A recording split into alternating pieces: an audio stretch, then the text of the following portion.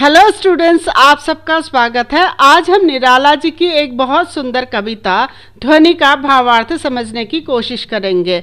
कविता का भावार्थ समझने से पहले थोड़ा सा कवि और कविता के बारे में जान लेते हैं। निराला जी मुख्य रूप से छायावादी कवि हैं और उनकी अधिकतर कविताएं प्रकृति से प्रेरित होती हैं।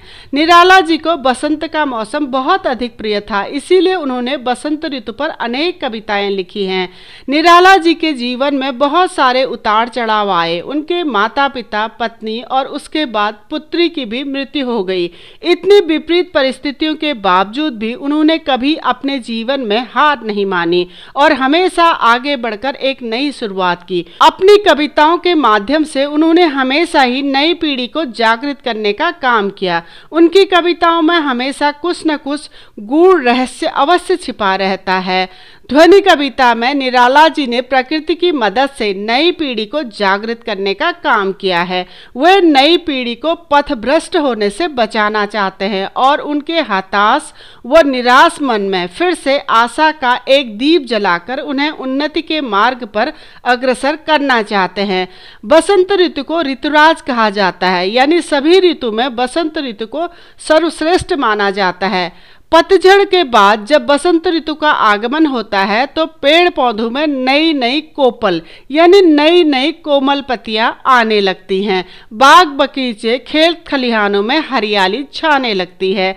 चारों तरफ रंग बिरंगे एक से एक सुंदर फूल खिलने लगते हैं और जब हवा चलती है तो उन फूलों की भीनी भीनी सुगंधित खुशबू वातावरण में फैल जाती है।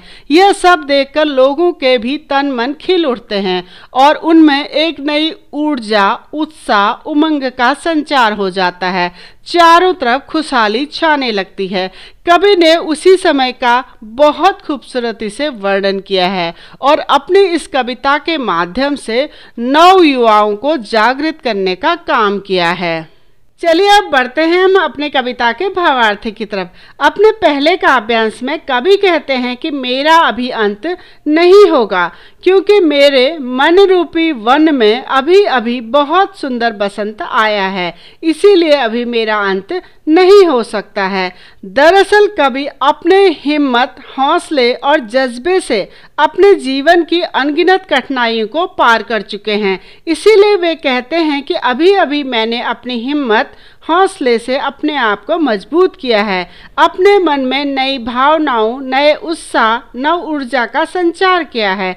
जीवन जीने के लिए एक नई आशा, एक नई उम्मीद को अपने मन में जगाई है। अब मैं जोश और उत्साह से भरा हुआ हूँ और अब मैं हार नहीं मानूंगा, इसीलिए मेरा अभी अंत नहीं हो सकता है। चलिए बढ़ते हैं दूसरे काव्यांश की तरफ। बसंत ऋतु के आगमन से सभी पेड़ पौधों में सुंदर कोमल हरे हरे पत्ते, डालियां और कलियां निकल आती हैं, जो प्रकृति के सौंदर्य में चार चांद लगा देती हैं। और आपने भी देखा होगा, जब नई नई सुबह होती है और सूर्योदय होता है, सूर्य की पहली किरण जब नन्ही नन्ही नई जन्मी कलियों पर, जिन्हें इस कविता में कवि ने नींद में सोई हुई कलियां कहा है, पर पड़ती हैं तो सूरज की रोशनी पाकर वे कलियां धीरे धीरे खिलने लगती हैं। कवि ने यहाँ पर नई नई पत्तियों, डालियों और कलियों की तुलना हमारे बच्चों और नवयुवकों से की है। कवि कहते हैं कि आज की हमारी जो नई पीढ़ी है, उसके दिमाग में आज जो भी सद्विचार डाले जाएंगे वो जीवन पर्यंत उनके साथ रहेंगे।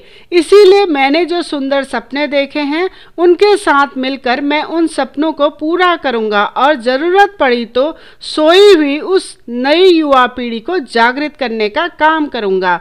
उनके मन में नई आशा का संचार करूंगा, उनको पथभ्रष्ट होने से बचाऊंगा, उनको एक नया उद्देश्य देकर उनके जीवन में एक सुंदर सा नया सवेरा लेकर आऊंगा। चलिए अब बढ़ते हैं अगले काव्यांश की तरफ। कवि कहते हैं कि इतना सुंदर सवेरा होने के बाद भी जो कलियां और फूल अभी तक सोए हैं, मैं उनके आलस्य को दूर भगाकर उनको नींद से जगा दूंगा। यहाँ पर कवि पुष्प पुष्प नई पीढ़ी को कह रहे हैं। ऐसे नवयुवा जिनके जीवन का कोई उद्देश्य नहीं है, यानी सवेरा होने के बाद भी जो एक तरह की नींद में है, मैं उन सब से उनकी नींदों को छीन लूंगा और उन सारे सोए हुए लोगों को जगा दूंगा। यानी कवि नवयुवाओं की हताशा व आलस्य को दूर भगाकर उनमें नए उत्साह का संचार करना चाहते हैं। कवि कहते हैं कि मेरे मन में जो अमृत रूपी नए नए विचार आए हैं, जिस नई भावना ने मेरे मन में अभी अभी जन्म लिया है, उनसे ही प्रेरित होकर मैं उन्हें उनके जीवन का एक नया उद्देश्य दूंगा। अपने अंतिम काव्यांश में कवि कहते हैं कि मेरे मन में आई अच्छी अच्छी भावनाओं से ही मैं उनको कुछ नया करने के लिए प्रेरित करूंगा और उनका सारा आलस्य व उनके मन में निराशा व हताशा को दूर कर उनको सफलता का द्वार दिखाऊंगा, जिसमें चलकर वे अपने जीवन को सार्थक बना सकेंगे और अपने देश की उन्नति में भी सहयोग कर सकेंगे। कवि कहते हैं कि इसीलिए मेरा अभी अंत नहीं होगा, क्योंकि अभी तो मेरे जीवन में मधुर बसंत आया है। अभी अभी तो मेरे मन में नई नई भावनाओं ने जन्म लिया है और इन्हीं नई भावनाओं से मुझे अपने आज की नई युवा पीढ़ी को रास्ता दिखाना है, अपने नींद में सोए हुए युवाओं को जागृत करना है, उनके जीवन को एक उद्देश्य देना है, उनको पथभ्रष्ट होने से बचाना है। यानी मुझे अभी बहुत सारे काम करने हैं, इसीलिए अभी मेरा अंत नहीं हो सकता है। दरअसल बच्चों, इस कविता में निराला जी फूलों, कलियों और बसंत ऋतु के बहाने से अपनी नई युवा पीढ़ी को एक स्पष्ट संदेश देना चाहते हैं कि जीवन में परिस्थितियां चाहे कितनी भी विपरीत क्यों न हो, अपने हौसले व हिम्मत को बनाए रखना चाहिए और विपरीत परिस्थितियों से डटकर मुकाबला करना चाहिए।